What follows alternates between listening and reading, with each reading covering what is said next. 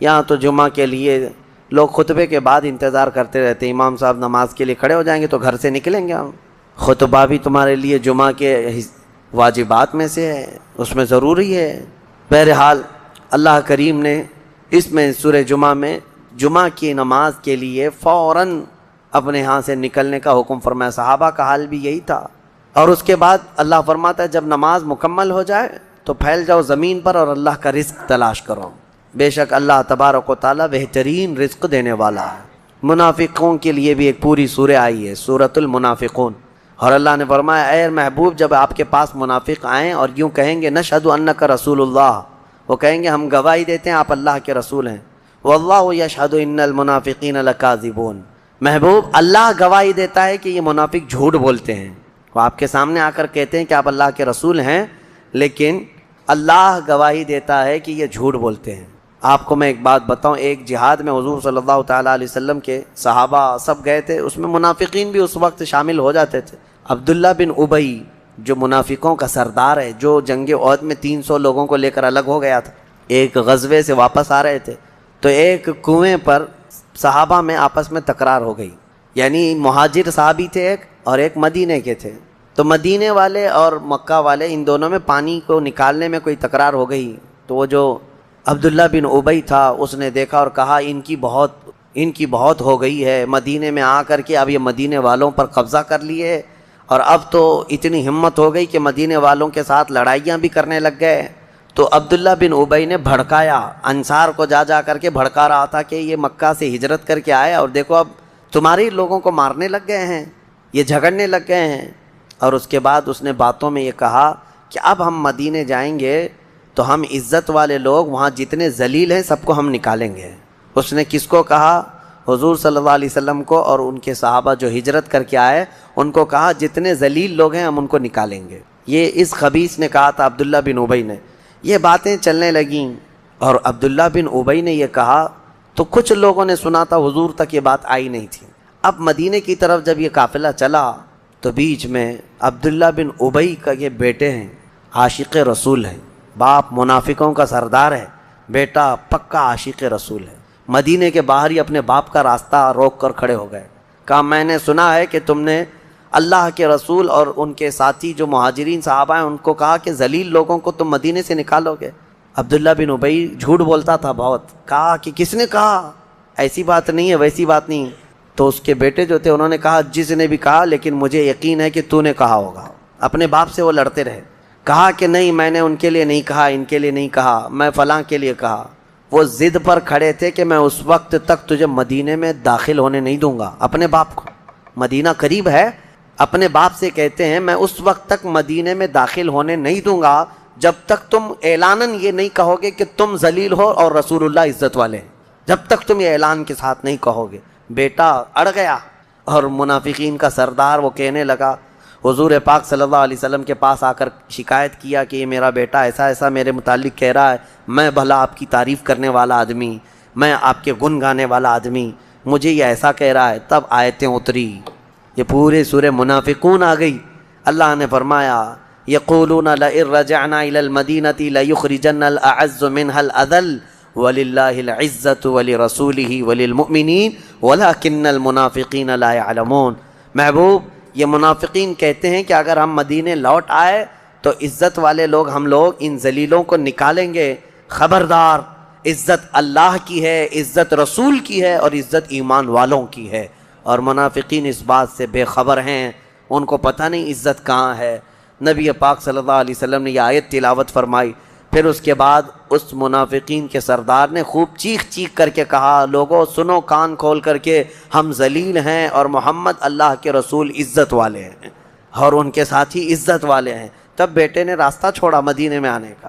یہ صحابہ کا ایمان تھا، وہ حضور کے سامنے پھر کسی کو نہیں مانتے تھے۔ تو یہ حقیقت میں ایمان کا حصہ بھی ہے۔ الا لا ایمان لمن لا محبت لہ، جس کے پاس حضور کی محبت نہیں اس کا کوئی ایمان ہی نہیں۔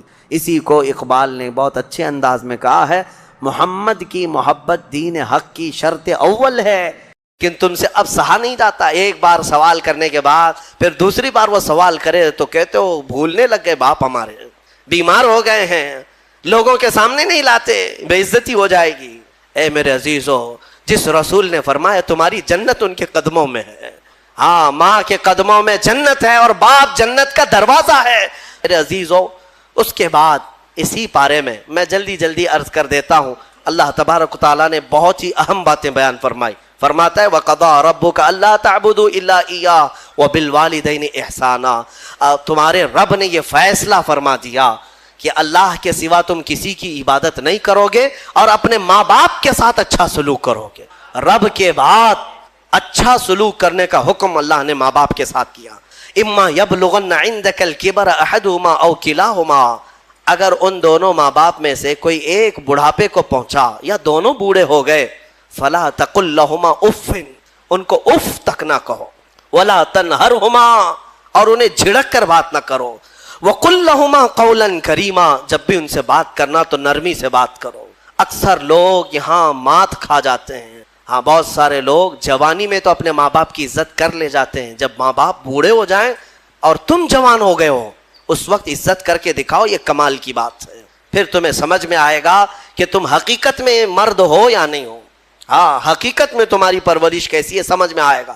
بڑھاپا آ گیا ہو، ایک چیز کو بار بار وہ پوچھ رہا ہو، باپ ایک چیز کو بار بار بھول جاتا ہو، ماں بوڑھی ہے اٹھ نہیں سکتی، بار بار پوچھتی ہے یہ کہاں ہے وہ کہاں ہے، تم جھڑک دیتے ہو، اماں ابھی تو پوچھا تھا جواب تو دیا میں نے، کتنی بار پوچھتی ہو، تمہیں پتا نہیں تم بچپن میں اس ماں سے جتنی بار پوچھتے تھے وہ ہر بار جواب دیتی۔ اپنے باپ سے پوچھو، جب تم چھوٹے تھے کسی چیز کو دیکھ کر بار بار پوچھتے تھے، باپ تمہیں بار بار بتاتا تھا، لیکن تم سے اب سہا نہیں جاتا، ایک بار سوال کرنے کے بعد پھر دوسری بار وہ سوال کرے تو کہتے ہو بھولنے لگ گئے، باپ ہمارے بیمار ہو گئے ہیں، لوگوں کے سامنے نہیں لاتے، بے عزتی ہو جائے گی۔ اے میرے عزیزو، جس رسول نے فرمایا تمہاری جنت ان کے قدموں میں ہے، ہاں ماں کے قدموں میں جنت ہے اور باپ جنت کا دروازہ ہے، دونوں میں سے ایک بھی ناراض ہوا تو تم نے دنیا میں جہنم خرید لیا ہے، دنیا میں تم نے جہنم خرید لیا ہے۔ حتیٰ کہ تمہیں یہ بھی نہ معلوم، حضور پاک صلی اللہ علیہ وسلم نے فرمایا اگر ماں باپ میں کوئی مر بھی گئے، انتقال کر گئے، ان کے حقوق یہ ہے کہ ہفتے میں ایک بار تم ان کی قبر پر جاؤ، قبر پر جاؤ۔ لوگ کہتے ہیں کیا رکھا ہے وہاں پر، نہیں، حقوق ان کے موت کے بعد بھی ختم نہیں ہوتے۔ ایک صحابی نے کہا کہ مجھے میری ماں کی قبر بھی نہیں معلوم، قبر بھی نہیں معلوم۔ حضور نے فرمایا ایک لکیر کھینچ لو اور اسے سمجھو کہ یہاں ماں ہے اور اس کی زیارت کرو۔ اندازہ کرو میرے عزیزو، والدین کے حقوق ختم نہیں ہو سکتے۔ میں پھر انشاءاللہ العزیز اس پر اور عرض کروں گا، آیتیں اور آئی ہیں قرآن پاک میں، وَلَا تَمْشِ فِي الْأَرْضِ مَرْحًا، اللہ فرماتا ہے زمین میں اکڑ کے مت چلو، اِنَّكَ لَن تَخْرِقَ الْأَرْضَ وَلَن تَبْلُغَ الْجِبَالَ طُولًا، تمہارے اکڑنے سے نہ زمین پھٹے گی نہ تم پہاڑوں سے بلند ہو سکتے ہو۔ دیکھو ان پہاڑوں کی طرف کتنے بلند ہیں، تم ان کے سامنے بہت بونے ہو، بہت ناٹے ہو۔ اس زمین کو دیکھو اس کی سختیاں کیسی ہیں، تمہارے اکڑنے کے لیے تمہارے پاس ہے کیا؟ تم ایک نطفے سے پیدا ہوئے، ایک ٹھوکر میں تم لنگڑے ہو سکتے ہو، لولے ہو سکتے ہو، تمہارے پاس کیا ہے؟ مولا علی کرم اللہ وجہہ الکریم کے پاس ایک شخص آیا اور کہا کہ حضور انسان کی بساط کتنی ہے، انسان کی طاقت کتنی ہے؟ تو انہوں نے فرمایا کہ کھڑے ہو جاؤ سامنے، کہا ایک ٹانگ اٹھاؤ، ایک پیر اٹھایا، وہ ایک پیر اٹھا کر کھڑا تھا تو حضرت علی نے کہا دوسرا بھی اٹھا لو، کہا کہ حضور دوسرا کیسے اٹھائیں، اوندھے منہ گر جاؤں گا، کہا بس تیری بساط اتنی ہی ہے، اتنی ہی ہے طاقت کہ اگر دوسرا بھی اٹھاؤ گے تو اوندھے منہ گر جاؤ گے۔ ہمارے پاس میرے عزیزو اتنی چیزیں نہیں ہیں کہ ہم پوری دنیا میں ادھر سے ادھر نظام کو بدل سکیں۔ غرور اور گھمنڈ جب آتا ہے انسان کو اللہ ڈھیل دیتا ہے۔ ہاں کچھ انسان ایسے ہیں جو زمینوں کے زمین فتح کر لیتے ہیں، مال بھی لے لیتے ہیں، حکومت بھی قائم کر لیتے ہیں، لیکن یہ صرف اور صرف رب کی ڈھیل کی وجہ سے۔ اور قرآن میں مولا فرماتا ہے ان کی طاقت ایسی ہے ان انسانوں کی کہ اگر ایک مکھی مر جائے تو اسے زندہ نہیں کر سکے گا، ایک مچھر مر جائے تو تم اسے زندہ نہیں کر سکو گے۔ تم کتنے کمزور ہو تمہیں پتہ بھی نہیں ہے۔ ہاں تمہاری دھڑکنیں جس دن رک گئی، تمہارے کروڑوں کی دولت لگا کر کے بھی تم سانسوں کو دوبارہ نہیں لا سکتے۔ میں نے ایک بڑی ہی عجیب و غریب بات پڑھی تھی، یہ کوریا کا غالباً ایک بہت بڑا امیر جس کی کمپنی ہے، مشہور موبائل کی کمپنی، دنیا میں سب سے زیادہ بکنے والے موبائل کی کمپنی کا مالک، جس کا حال یہ تھا کہ وہ جب چاہتا حکومتوں کو بدل دیتا تھا۔ اپنے ملک کی حکومت کو بدل دیتا, کبھی پریزیڈنٹ کو کبھی پرائم منسٹر کو ختم کر دیتا. اتنا پیسے کا مالک تھا. یہ ابھی زیادہ دن کی بات نہیں, 2012-13 کی بات ہے. اچانک اس شخص کو ایک بیماری لاحق ہوئی, بستر پر گر گیا, کوما میں چلا گیا, اور اس کا بیٹا موجود ہے, اور اس نے دنیا کے مہنگے ترین ڈاکٹروں کو بلایا, اور پر ڈے 100 کروڑ کا خرچ بھی اگر لگے اپنے باپ کو بولنے کے قابل بنا دے اور روٹی کھانے کے قابل بنا دے. 100 کروڑ پر ڈے خرچ کر کے بھی کوئی ایک ڈاکٹر نہ اسے بولنے کے قابل بنایا, نہ بات کرنے کے قابل, نہ روٹی کا ایک لقمہ کھانے کے قابل. 4 سال تک بستر پر پڑا رہا مردہ لاش کی طرح. 4 سال کے بعد کروڑوں ڈالر اس پر خرچ ہو چکے, پھر وہ دنیا سے نکل گیا, ختم ہو گیا. وہ شخص جس کا غرور یہ تھا کہ میں دنیا کی ہر چیز خرید سکتا ہوں, میں دنیا کی حکومتوں کو بدل سکتا ہوں, اپنے بستر سے اٹھنے کی طاقت نہیں تھی, اور سامنے موجود کسی ایک بندے سے ایک جملہ بات کرنے کی طاقت نہیں تھی. تم کیا سمجھتے ہو؟ اسی لیے میرے مولا کا فرمان سنو, زمین پر اکڑ کر مت چلو. آج یہ کفار و مشرکین جتنا ہماری زمین پر اکڑ رہے ہیں, ایک دن پکڑ آنے والی ہے, آئے گی پکڑ.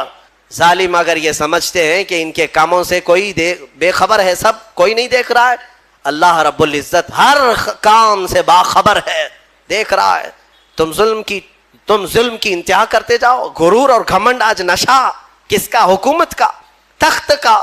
ارے یہ تخت فرعون کے پاس بھی آیا, قارون, حامان, شداد, یہ اتنے بڑے بڑے لوگ ہیں دنیا کے جن کے پاس آدھی سے زیادہ دنیا موجود تھی. تمہارے پاس ابھی کچھ بھی نہیں ہے, تمہارے پاس ابھی کچھ بھی نہیں. ان لوگوں کے پاس اتنا سونا تھا کہ وہ جنتیں بنانے پر لگ گئے تھے دنیا میں, ایک اینٹ سونے کی ایک اینٹ چاندی کی رکھ کر کے محلات بنا رہے تھے. تمہارے پاس ابھی کچھ نہیں آیا, اور رب ذوالجلال نے ان ظالموں کو مچھروں سے, پانیوں سے, ہواؤں سے ہلاک کیا ہے. اور آج یہ آتنک مچانے والے یہ سمجھتے ہیں کہ ہم جہاں چاہیں آگ لگا دیں گے, ہم جتنوں کو چاہیں گے مار دیں گے. تم اپنے ظلم کے کاموں کو جاری رکھو, انشاءاللہ العزیز. وہ دن یاد رکھنا کہ ہمارے بزرگوں نے فرمایا کہ اگر تم فرعون ہو تو موسیٰ بھی ضرور آئے گا. اگر تم نمرود ہو تو مچھر بھی تمہاری ہلاکت کے لیے آئے گا. اللہ رب العزت غرور کرنے والوں کو دنیا میں بھی سزا دیتا ہے, اور آخرت کے متعلق حکم ہے کہ ان کو چونٹیوں کی طرح بنایا جائے گا, چونٹیوں کی طرح. اور حکم ہوگا کہ اے اہل محشر, ان کو روندو اپنے پاؤں سے, روندو اپنے پاؤں سے. جو گھمنڈ کرتے تھے دنیا میں, غرور کرتے تھے, اور انہیں پاؤں سے لوگ روند رہے ہوں گے, وہ چھوٹی چھوٹے ہو چکے ہوں گے. اور رب تبارک و تعالیٰ ان سے فرمائے گا یہ وہ لوگ ہیں دنیا میں جو اکڑتے تھے, گھمنڈ کرتے تھے, غرور کرتے تھے, اور انہیں ایسا لگتا تھا کہ ساری طاقت ان کے پاس ہے. میرے عزیزو, آپ سے بھی میں یہی کہوں گا, عاجزی اختیار کرو. تواضع انکساری اچھی چیز ہے, اور کیسے پتا چلے؟ بڑھ کر کے سلام کیا کرو, چاہے چھوٹا ہو بڑا ہو. تمہارے دل میں کبر نہ آئے, غرور نہ آئے. ہر ایک کو اہمیت دیا کرو, اچھا کپڑے پہننے والا ہو کہ تنگ کپڑے پہننے والا ہو, غریب ہو کہ امیر ہو, فقیر ہو کہ غنی ہو, آپ اسے سلام میں پہل کریں, اسے مصافحہ کریں. حضرت ابوبکر صدیق رضی اللہ تعالیٰ عنہ کا حال یہ تھا کہ کوڑ کی بیماری والا, کوڑ کی بیماری جس سے لوگ بھاگتے ہیں, وہ بھی اگر آتا تو حضرت ابوبکر صدیق دسترخوان پہ اپنے بغل میں بٹھاتے تھے اور اپنے برتن سے کھلاتے تھے. یہ نہیں ہے, حالانکہ حدیث پاک میں بچنے کا حکم دیا گیا ہے, لیکن صرف اور صرف تواضع انکساری کے طور پر. تواضع اور انکساری انسان کو بلند بناتی ہے. اسی لیے حکیموں نے کہا ہے جس شاخ میں پھل ہوتے ہیں وہ جھکی رہتی ہے, پھل ہوں تو ٹہنی جھکی رہتی ہے, اور جس شاخ میں پھل نہیں ہے تو اکڑی رہتی ہے, تنی رہتی ہے. اگر تمہارے اندر اخلاق اچھے ہیں تو جھکے رہو گے, اور اخلاق نہیں ہے تو اکڑے رہو گے. غرور و تکبر بغیر اخلاق والوں کے آتے ہیں. اور تفسیر میں آج جو اہم بات عرض کرنی تھی وہ سورۃ الکہف کی ہے. وقت لمبا ہو چکا, مختصر عرض کر دوں. سورہ کہف اس کی بڑی فضیلت آئی ہے, حدیث پاک میں ہے جو جمعہ کے دن سورہ کہف کی تلاوت کرے گا اللہ تعالیٰ اس کے گھر سے خانہ کعبہ تک ایک نور کا راستہ پیدا فرمائے گا. اور ایک حدیث میں ہے اس جمعہ سے لے کر اگلے جمعہ تک جو کچھ بھی اس کی خطائیں ہیں اللہ معاف فرمائے گا. سورہ کہف کی تلاوت, 2 فائدے بتائے. تیسرا سنو, سورہ کہف کی شروع کی 10 آیتیں جسے یاد ہو گئیں، سورہ کہف کی شروع کی 10 آیتیں جسے یاد ہو گئیں، میرے آقا فرماتے ہیں دنیا کا سب سے بڑا فتنہ دجال، اللہ اس سے بھی اسے محفوظ رکھے گا۔ دجال کے فتنے سے محفوظ رہنے کے لیے سورہ کہف کی تلاوت ہر جمعہ کیا کرو گھروں میں، یا تو پھر کسی کی اچھی قرأت میں سنا کرو، تاکہ دونوں ثواب برابر ہیں، تلاوت کرنے کے اور سننے کے ثواب ہے۔ کہف ایک غار کا ذکر ہے جس میں اللہ تعالیٰ نے چند ایمان والوں کی فضیلت بیان کی ہے۔ عیسیٰ علیہ السلام کی عیسیٰ علیہ السلام کے زمانے کے 300 سال بعد، آپ کو آسمانوں سے اوپر اٹھا لیے جانے کے 300 سال بعد لوگوں میں عقیدہ بگڑ گیا تھا۔ ایک بادشاہ آیا تھا جس کا نام دقیانوس تھا، اور وہ ظالم تھا، اور وہ لوگوں کا عقیدہ بدل رہا تھا، اور یہاں تک کہ وہ اپنے لیے سجدہ کرواتا، اپنے خدائی کا اعلان کر رہا تھا، یا پھر بتوں کی پرستی شروع ہو گئی۔ لیکن اس زمانے میں لوگ ڈر کے مارے گھر واپسی کرنے کی بات جیسے ہو رہی ہے ویسے ہی بادشاہ اپنے پیسوں کے بل بوتے ان کو یہ کہلاتے کہ تمہارا دین الگ ہے، تم الگ دین میں آئے تھے، واپس آ جاؤ۔ دھرم پریورتن بدل رہا تھا، کئی بدل چکے تھے، پیسوں کے لیے کچھ لوگ بدلتے ہیں، طاقت کے لیے کچھ لوگ بدلتے ہیں، ڈر سے کچھ لوگ بدلتے ہیں، لیکن جو اللہ والے ہیں وہ ہر زمانے میں قائم رہتے ہیں۔ بادشاہ کے کچھ وزیروں میں لوگ تھے جن کی تعداد 7 اور بعض روایتوں میں 8، اللہ بہتر جانتا ہے ان کی تعداد کتنی تھی، یہ الگ الگ لوگ تھے، یہ ایمان والے لوگ تھے جو اللہ پر ایمان رکھتے اور آخرت پر ایمان۔ اب وہاں جو ذکر کرتا اسے مار دیا جاتا، تو ان لوگوں نے ایک دن مشورہ کیا کہ اس شہر کو چھوڑ کر ہم دور چلے جاتے ہیں، اپنے ایمان کی حفاظت کریں۔ اب یہاں ایمان بچانا بہت مشکل ہو گیا ہے، ورنہ بادشاہ کے سامنے سر جھکانا پڑے گا، شرک اور کفر کرنا پڑے گا، ہم چلتے ہیں شہر سے باہر۔ یہ ساتوں نے راتوں رات مشورہ کیا اور نکل پڑے۔ ان کے ساتھ ایک کتا ہو لیا، اصحاب کہف کا کتا کہا جاتا، ساتھ میں چلتا رہا، اور یہ لوگ آبادی سے بہت دور نکل کر باہر گئے، اور ایک غار تھا، اس غار میں ان لوگوں نے رات کو پناہ لی، سونے کے لیے چلے گئے۔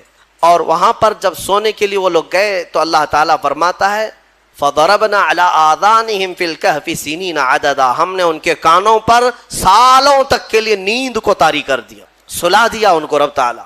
وہ ایسی گہری نیند میں سو گئے کہ پھر اٹھے نہیں، دن گزرتے چلے گئے۔ بادشاہ کو کسی نے خبر کر دی کہ تیرے دربار کے یہ وزیر بھاگے ہیں۔ بادشاہ نے ڈھونڈنے کا حکم دیا، اور ڈھونڈتے ڈھونڈتے ان کے پیروں کے نشان سے وہاں غار تک لوگ پہنچ گئے۔ بادشاہ نے کہا، بادشاہ سے کسی ایک شخص نے کہا اس غار کے اندر یہ لوگ سو رہے ہیں، تو بادشاہ نے کہا ان کی سزا یہ ہے کہ اس غار کو اچھی طرح سے دیوار لگا کر بند کر دو، یہی ان کی قبر بن گئی، یہ کبھی باہر نہ آ سکے، ان کی سزا یہی ہے۔ دیوار تعمیر کر دی گئی اور غار کا منہ سب بند کر دیا گیا، وہ نکل نہیں سکتے تھے۔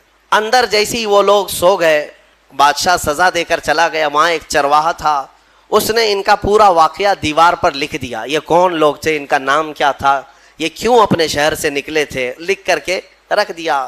زمانے بدلتے گئے، مہینے، سال، اس کے بعد صدیاں، 300 سال گزر گئے، 300 سال گزر گئے تقریباً۔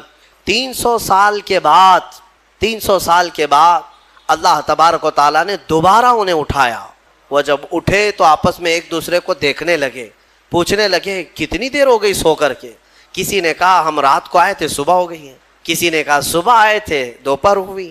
اب اسی سے آپ اندازہ لگا لیں کہ رب تبارک و تعالیٰ صدیوں کو چاہے تو منٹوں میں گھیر سکتا ہے۔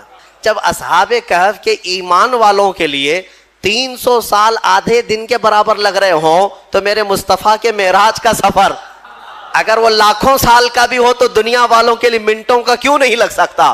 یہ اللہ رب العزت جیسا چاہے وقت کو گھیر دے اور چھوٹے وقت کو چاہے تو طویل کر دے۔ ہاں، اب اٹھے اور اس کے بعد ان لوگوں نے پھر آپس میں دیکھ کر نشانیاں بھی بدلی ہوئی تھیں، بال بڑے تھے، ناخن بہت بڑے ہو چکے تھے، سب تبدیلی تھی۔ تو پھر انہوں نے کہا خیر جیسا بھی ہے ایک صاحب کو بھیجو تاکہ کھانا لے آئے، بھوک لگی۔